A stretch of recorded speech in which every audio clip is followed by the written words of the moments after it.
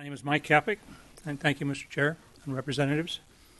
I'm here to support all Article 5 applications, but specifically HCR 2010's broader and more comprehensive approach to repairing and healing the District of Columbia.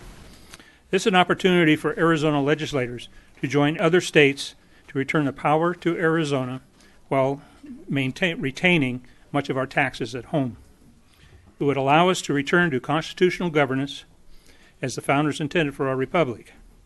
Others here speaking today as to the whys and how of the convention, but I'd like to speak to the process history. There's been a lot of contentious criticism about how the convention might work. Unfortunately, those folks have not bothered to look or study the history of the process itself.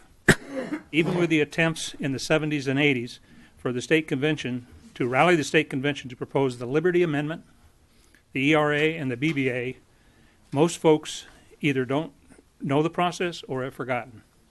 Understandably, we're not familiar with the convention process because most of us were not around when the last one took place in Santa Fe, New Mexico in 1922. It resulted in the Colorado River Compact. There have been 40 to 50 conventions, as stated earlier, over 3 centuries, with records exist for 37 of those conventions. In fact, they occurred on average every 3.5 years. That period had an organizational format. They had an organizational format. I would like to enter into the record today a brief historical summary with sources, scholastic sources, of the recorded conventions that began in 1677 in Albany, New York. The U.S. Constitution was authored and proposed under the typical convention format, which was common at that time.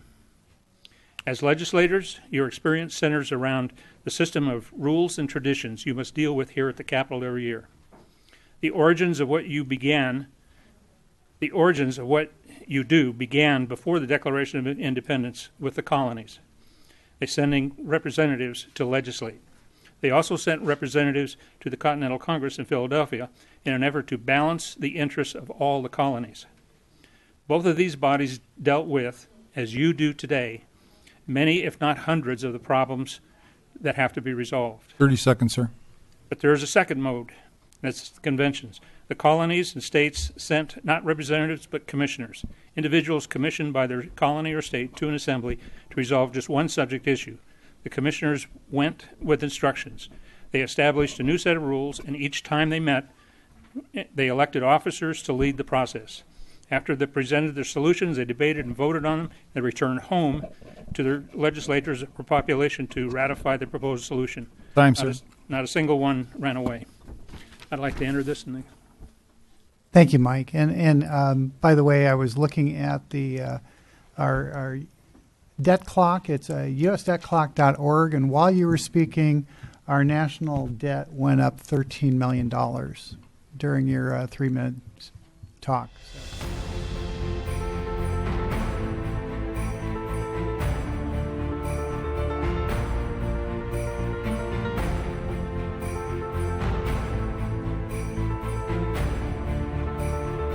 I've just met like the kindest, most welcoming people who have made me feel empowered.